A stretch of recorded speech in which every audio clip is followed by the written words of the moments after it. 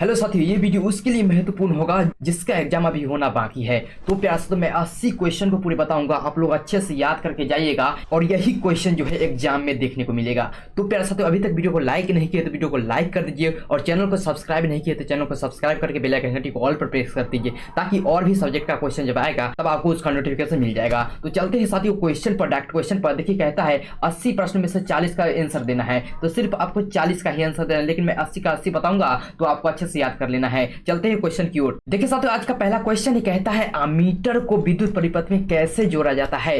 तो इसका सही आंसर हो जाएगा प्यार से श्रेणी क्रम में जोड़ा जाता है, आपको याद कर लेना अच्छे से। ऑप्शन नंबर ए बिल्कुल ही सही आंसर हो जाएगा। अब देखिए अगला प्रश्न कहता है जल का पीएच होता है प्यार से, तो जल का पीएच 7 होता है, आपको याद कर लेना है। ऑप्शन नंबर बी बिल्कुल ही सही आंसर है। चलिए अगला प्रश्न कहता है संगमरमर का रासायनिक सूत्र क्या है। बिल्कुल समय नहीं, डायरेक्ट मैं आंसर बताऊंगा, ठीक है। तो जल्दी जल्दी आप लोग आंसर देख लीजिए प्यार से। संगमरमर का रासायनिक सूत्र होता है प्यार से CaCO3 होता है, ठीक है। ऑप्शन नंबर ए बिल्कुल ही सही आंसर हो जाएगा, आप लोग को याद कर लेना है। चलिए अगला प्रश्न देखिए कहता है विद्युत फ्यूज विद्युत धारा के किस सिद्धांत पर कार्य करता है। तो ऊष्मीय सिद्धांत पर कार्य करता है। ऑप्शन नंबर ए बिल्कुल ही सही आंसर हो जाएगा, आपको याद कर लेना है। देखिए अगला प्रश्न आपके सामने है, कहता है मधुमक्खी का डंक एक अम्ल छोड़ता है जिसके कारण दर्द एवं जलन का अनुभव होता है, यह अम्ल कौन सा है। तो हो जाएगा प्यार मेथनोइक अम्ल। कौन सा? मेथनोइक अम्ल। ऑप्शन नंबर ए बिल्कुल ही सही आंसर हो जाएगा। चलिए अगला प्रश्न आपके सामने है, कहता है कोई बिल ने लाल लिटमस पत्र को नीला कर देता है, तो पीएच क्या होगा प्यार साथियों। अगर नीला कर देता है तो क्षार होगा, तो क्षार का पीएच मान कितना होता है? 7 से अधिक होता है। ऑप्शन नंबर डी में है, ठीक है। ऑप्शन नंबर डी बिल्कुल सही आंसर हो जाएगा। देखिए अगला प्रश्न आपके सामने है, कहता है एल्युमिनियम की मोटी ऑक्साइड की परत बनाने की प्रक्रिया क्या कहलाती है। तो प्यार से एनोडीकरण कहलाती है, आपको याद कर लेना है। ऑप्शन नंबर बी बिल्कुल ही सही आंसर है। चलिए अगले प्रश्न की ओर चलते हैं, जिस समय नहीं है। देखिए आपने प्रश्न कहता है क्लोरीन के परमाणु की बाह्यतम कक्षा में इलेक्ट्रॉनों की संख्या कितनी होती है। तो बताना है कि क्लोरीन परमाणु की बाह्यतम कक्षा में इलेक्ट्रॉनों की संख्या कितनी होती है। तो 7 होती है। ऑप्शन नंबर सी बिल्कुल ही सही आंसर हो जाएगा। अगला प्रश्न कहता है प्यार तो स्त्रियों में लिंग गुणसूत्र का युग्म होता है प्यार तो XX होता है, ठीक है। ऑप्शन नंबर बी बिल्कुल ही सही आंसर हो जाएगा, आपको याद कर लेना है। चलिए अगला प्रश्न आपके सामने है, कहता है मानव शरीर के किसी सामान्य कोशिका में गुणसूत्रों के कितने युग्म होते हैं प्यार साथियों। युग्म पूछ रहा है, युग्म पूछ रहा है तो 23, ये युग्म मतलब जोड़ा होता है, ठीक है। सिर्फ गुणसूत्रों की संख्या पूछता तो 46 हो जाता, ठीक है। ऑप्शन नंबर सी बिल्कुल ही सही आंसर हो जाएगा यहाँ पर। चलिए अगला प्रश्न आपके सामने है, कहता है क्रायोलाइट किस धातु का अयस्क है। तो एल्युमिनियम का हो जाएगा प्यार साथियों, एल्युमिनियम का अयस्क है, ठीक है। ऑप्शन नंबर सी बिल्कुल ही सही आंसर हो जाएगा। अब देखिए अगला प्रश्न आपके सामने है, कहता है वंशागत नियमों का प्रतिपादन किसने किया था प्यार साथियों। तो ग्रेगर जॉन मेंडल ने किया था। ऑप्शन नंबर डी बिल्कुल ही सही आंसर हो जाएगा, आपको याद करके जाना है। चलिए अगला प्रश्न आपके सामने है, कहता है फ्लोएम उत्तक द्वारा कार्बोहाइड्रेट का परिवहन होता है प्यार साथियों किसके रूप में होता है। तो सुक्रोज के रूप में होता है, आपको याद कर लेना है। ऑप्शन नंबर डी बिल्कुल ही सही आंसर हो जाएगा। अगला प्रश्न कहता है लघुपतन के समय परिपथ में विद्युत धारा का मान होता है प्यार साथियों बहुत अधिक होता है, ठीक है, बहुत अधिक बढ़ जाता है। ऑप्शन नंबर सी बिल्कुल ही सही आंसर हो जाएगा, आपको याद कर लेना है। देखिए अगला प्रश्न आपके सामने है, कहता है घरेलू विद्युत परिपथ में उदासीन तार का रंग होता है प्यार साथियों कौन सा रंग होता है उदासीन तार का रंग। तो काला होता है। ऑप्शन नंबर सी बिल्कुल ही सही आंसर हो जाएगा। चलिए अगला प्रश्न आपके सामने है, कहता है 16 नंबर देखिए किसी क्षण चुंबक के अंदर चुंबकीय क्षेत्र रेखाओं की दिशा क्या होती है। तो प्यार से उत्तर ध्रुव से दक्षिण ध्रुव, आपको याद करके जाना है। किसी क्षण चुंबक के अंदर चुंबकीय क्षेत्र रेखाओं की दिशा क्या होती है। उत्तर ध्रुव से दक्षिण ध्रुव, आपको याद करके जाना है। ऑप्शन नंबर ए बिल्कुल सही आंसर हो जाएगा। चलिए अगला प्रश्न आपके सामने है, कहता है वृक्क के संरचनात्मक एवं क्रियात्मक इकाई को क्या कहते हैं। तो नेफ्रॉन कहते हैं, आपको याद कर लेना है। ऑप्शन नंबर ए बिल्कुल ही सही आंसर हो जाएगा। अगला प्रश्न आपके सामने है, कहता है निम्न में कौन उत्सर्जी अंग है प्यार साथियों। तो वृक्क हो जाएगा, आपको याद कर लेना। ऑप्शन नंबर ए बिल्कुल ही सही आंसर हो जाएगा। चलिए अगला प्रश्न आपके सामने है, कहता है मनुष्य में वृक्क संबंधित है प्यार साथियों किससे संबंधित है। तो उत्सर्जन से संबंधित है, आपको याद कर लेना है। ऑप्शन नंबर सी बिल्कुल ही सही आंसर हो जाएगा। अगला प्रश्न आपके सामने कहता है मत्स्य का मुख्य श्वसन अंग है प्यार साथियों। तो गिल्स हो जाएगा, आपको याद कर लेना है। ऑप्शन नंबर सी बिल्कुल ही सही आंसर हो जाएगा। मैं बिल्कुल सही आंसर बता रहा हूँ प्यार साथियों, आपको याद करते चलना है। निम्न में सबसे तेज हृदय धड़कन किसका होता है प्यार साथियों। तो चूहा का होता है, आपको याद कर लेना है। ऑप्शन नंबर बी बिल्कुल ही सही आंसर हो जाएगा। अगला प्रश्न आपके सामने है, कहता है फूल का कौन सा भाग फल में बदलता है प्यार साथियों। तो अंडाशय हो जाएगा, ठीक है। ऑप्शन नंबर सी बिल्कुल ही सही आंसर हो जाएगा, आपको याद कर लेना है। अगला प्रश्न आपके सामने है प्यार साथियों, कहता है अमीबा में अधिकांश पोषण कैसा होता है प्यार साथियों। अमीबा में अधिकांश पोषण कैसा होता है। तो अंतर्ग्रहण होता है, आपको याद कर लेना। ऑप्शन नंबर बी बिल्कुल ही सही आंसर हो जाएगा। अगला प्रश्न आपके सामने है, देखिए 24वां प्रश्न कहता है पौधे में उत्सर्जित पदार्थ है, बताइए पौधे में उत्सर्जित पदार्थ है गोंद टैनिन रेजिन यानी इनमें सभी बिल्कुल ही सही आंसर हो जाएगा। ऑप्शन नंबर डी बिल्कुल ही सही आंसर हो जाएगा, आपको याद कर लेना है। अगला प्रश्न आपके सामने कहता है तिलचट्टा में कितने जोड़े श्वास रंध्र पाए जाते हैं। तो 10 जोड़े पाए जाते हैं, आपको याद कर लेना। ऑप्शन नंबर सी बिल्कुल ही सही आंसर हो जाएगा। अगला प्रश्न आपके सामने है, कहता है हाइड्रा में क्या पाया जाता है। तो हाइड्रा में स्पर्शक पाया जाता है, आपको याद कर लेना है। ऑप्शन नंबर डी बिल्कुल ही सही आंसर हो जाएगा। अगला प्रश्न आपके सामने है, कहता है कौन सा एंजाइम बसा पर क्रिया करता है प्यार साथियों। कौन सा एंजाइम बसा पर क्रिया करता है। तो लाइपेज हो जाएगा। ऑप्शन नंबर सी बिल्कुल ही सही आंसर हो जाएगा, आपको याद कर लेना है। अगला प्रश्न देखिए दर्पण सूत्र है प्यास, दर्पण सूत्र कौन हो जाएगा, प्लस वाला हो जाएगा, ठीक है, प्लस वाला हो जाएगा दर्पण सूत्र 1/v प्लस 1/u बराबर 1/f, ठीक है। माइनस वाला ये होता है लेंस का, माइनस वाला लेंस का होता है, ये भी आपको ध्यान में रखना है, ठीक है। ऑप्शन नंबर यहाँ पे बिल्कुल ही सही आंसर हो जाएगा, आपको याद कर लेना है। चलिए अगले प्रश्न की ओर बढ़ते हैं। देखिए अगला प्रश्न आपके सामने, किसकी उपस्थिति के कारण पौधे का रंग हरा होता है, तो क्लोरोफिल के कारण, ठीक है। ऑप्शन में ये बिल्कुल ही सही आंसर हो जाएगा, आपको याद कर लेना है। अगला प्रश्न कहता है निम्नलिखित में से कौन गैस चूने के पानी को दूधिया कर देता है, तो कार्बन डाइऑक्साइड हो जाएगा, आपको याद कर लेना है। ऑप्शन में सी बिल्कुल ही सही आंसर हो जाएगा। अगला प्रश्न आपके सामने है, कहता है कौन सा अधातु कमरे के ताप पर द्रव होता है, तो ब्रोमीन हो जाएगा, ठीक है। अधातु कहता है तो ब्रोमीन हो जाएगा, अगर धातु कहेगा तो पारा हो जाएगा। ऑप्शन में ये बिल्कुल ही सही आंसर हो जाएगा। अगला प्रश्न कहता है कौन सा हाइड्रोकार्बन सबसे सरल यौगिक है प्यासा, तो मीथेन हो जाएगा। कौन क्या हो जाएगा, मीथेन हो जाएगा। ऑप्शन में ये बिल्कुल ही सही आंसर हो जाएगा, आपको याद कर लेना है। अगला प्रश्न आपके सामने कहता है आनुवंशिक गुणों का संदेश होता है प्यासा, तो डीएनए अणुओं से होता है, आपको याद कर लेना है। ऑप्शन में ये बिल्कुल ही सही आंसर हो जाएगा।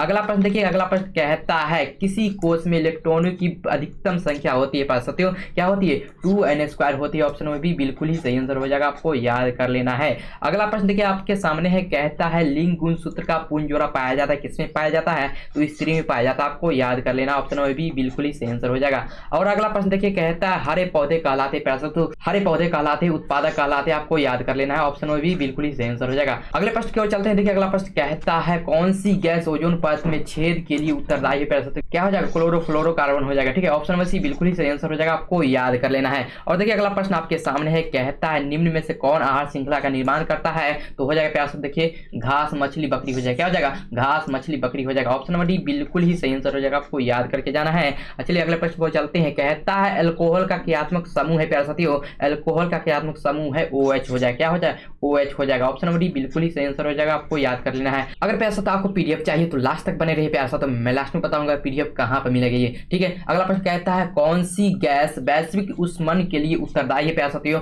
तो हो जाएगा कार्बन डाइऑक्साइड, क्या हो जाएगा, कार्बन डाइऑक्साइड। ऑप्शन में ए बिल्कुल ही सही आंसर हो जाएगा, आपको याद कर लेना है। अब देखिए अगला प्रश्न आपके सामने है, कहता है निम्न में से कौन सा पर्यावरण अनुकूल नहीं है, तो क्या हो जाएगा, पैदल चलना, ये तो पर्यावरण के अनुकूलन है, ठीक है। साइकिल से चलना ये भी पर्यावरण के अनुकूलन है, लेकिन देखिए मोटरसाइकिल से चलना ये पर्यावरण के अनुकूलन नहीं है, ठीक है। ऑप्शन नंबर सी बिल्कुल ही सही आंसर हो जाएगा, आपको याद कर लेना है। अब देखिए अगला प्रश्न आपके सामने है, कहता है फॉर्मिक अम्ल का IUPAC नाम क्या है, तो मेथनोइक अम्ल हो जाएगा, आपको याद करके जाना है। ऑप्शन में ये बिल्कुल ही सही आंसर हो जाएगा।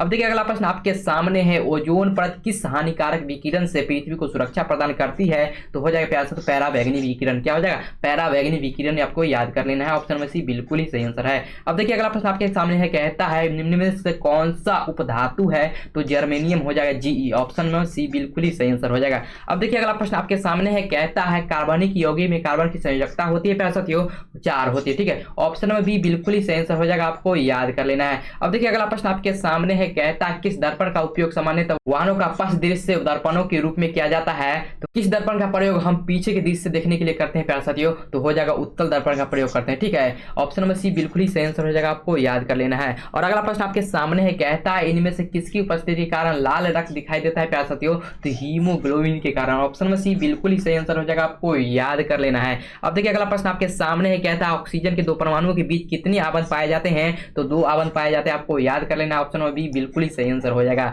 अब देखिए अगला प्रश्न आपके सामने है, कहता है कौन सा कार्बनिक यौगिक सबसे अधिक अभिक्रियाशील है प्यारे साथियों, तो हो जाएगा C2H4 हो जाएगा, क्या हो जाएगा, C2H4 हो जाएगा, ठीक है। ऑप्शन में सी बिल्कुल ही सही आंसर हो जाएगा, आपको याद कर लेना है। चलिए अगला प्रश्न देखिए, कहता है प्रकाश संश्लेषण क्रिया होती है प्यारे साथियों, हरे पौधे में होती है, आपको याद कर लेना। ऑप्शन में सी बिल्कुल ही सही आंसर है। चलिए अगला प्रश्न आपके सामने है, कहता है किस प्रकार के शोषण से अधिक ऊर्जा मुक्त होती है प्यारे साथियों, तो वायवीय शोषण से, ठीक है। किस प्रकार के शोषण से, वायवीय शोषण से। ऑप्शन नंबर ए बिल्कुल ही सही आंसर हो जाएगा, आपको याद कर लेना है। चलिए अगला प्रश्न आपके सामने है, कहता है सजीव जीवधारियों द्वारा किस प्रकार की नाइट्रोजनी पदार्थ का उत्सर्जन होता है, कहता है किस प्रकार की नाइट्रोजन यानी कचरा का उत्सर्जन होता है, तो प्यारे साथियों अमोनिया, यूरिक अम्ल, यूरिया, ये सभी हो जाएगा, क्या इनमें से सभी बिल्कुल ही सही आंसर हो जाएगा, आपको याद कर लेना है। और देखिए अगला प्रश्न आपके सामने है, कहता है प्रकाश की किस घटना के कारण सूर्य हमें वास्तविक सूर्योदय से लगभग 2 मिनट पूर्व दिखाई देता है प्यारे साथियों, कौन सा हो जाएगा ऑप्शन, वायुमंडलीय अपवर्तन के कारण दिखाई देता है। ठीक है, ऑप्शन नंबर बी बिल्कुल ही सही आंसर हो जाएगा, आपको याद करके जाना है। ठीक है, देखिए अगला प्रश्न आपके सामने कहता है सभी हरे पौधे होते हैं प्यारे साथियों स्वपोषी होते हैं। ठीक है, ऑप्शन नंबर ए बिल्कुल ही सही आंसर हो जाएगा, आपको याद करके जाना है। अगला प्रश्न आपके सामने है कहता है Zn+CuSO4 अभिक्रिया करके क्या बनाया, Zn+SO4+Cu बनाया। ठीक है, तो बताना है कि किस प्रकार की रासायनिक अभिक्रिया है। तो प्यारे साथियों हो जाएगा यहाँ पर विस्थापन अभिक्रिया। क्या हो जाएगा, विस्थापन अभिक्रिया हो जाएगा। ऑप्शन नंबर बी बिल्कुल ही सही आंसर हो जाएगा, आपको याद कर लेना है। देखिए Zn क्या Cu को विस्थापित कर देता है। ठीक है, अभिक्रिया करके Zn+SO4 बना लिया और Cu अलग हो गया। ठीक है, चलिए ऑप्शन नंबर बी बिल्कुल ही सही आंसर हो जाएगा, आपको याद कर लेना है। अगला प्रश्न आपके सामने है कहता है इनमें कौन वसा को वसा अम्ल तथा ग्लिसरॉल में बदलता है प्यारे साथियों, तो हो जाएगा लाइपेज हो जाएगा, आपको याद कर लेना। ऑप्शन नंबर बी बिल्कुल ही सही आंसर हो जाएगा।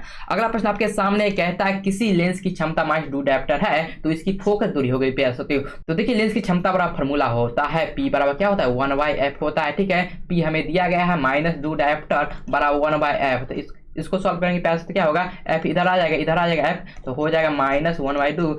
इसको जब भी सॉल्व कीजिएगा प्यारे तो आएगा -0.5 मीटर आ जाएगा, जो कि ऑप्शन नंबर डी में है। ऑप्शन नंबर डी बिल्कुल यहाँ पर सही आंसर हो जाएगा। चलिए अब अगले प्रश्न की ओर चलते हैं। अगला प्रश्न आपके सामने है कहता है कौन सा दर्पण आमतौर पर वाहनों में पीछे देखने के लिए दर्पण के रूप में प्रयोग किया जाता है, तो उत्तल दर्पण हो जाएगा। ठीक है, ऑप्शन नंबर बी बिल्कुल ही सही आंसर हो जाएगा, आपको याद कर लेना है। आपके सामने अगला प्रश्न है उत्तल दर्पण के सामने एक वस्तु को रखा गया है तो इसकी प्रतिबिंब की प्रकृति कैसी होगी प्यारे साथियों, काल्पनिक होगी, आपको याद कर लेना है। ऑप्शन नंबर ए बिल्कुल ही सही आंसर हो जाएगा, आपको याद कर लेना है। अब देखिए अगला प्रश्न आपके सामने कहता है किसी उत्तल लेंस की फोकस दूरी हमेशा होती है धनात्मक होती है, आपको याद कर लेना है। ऑप्शन नंबर ए बिल्कुल ही सही आंसर हो जाएगा।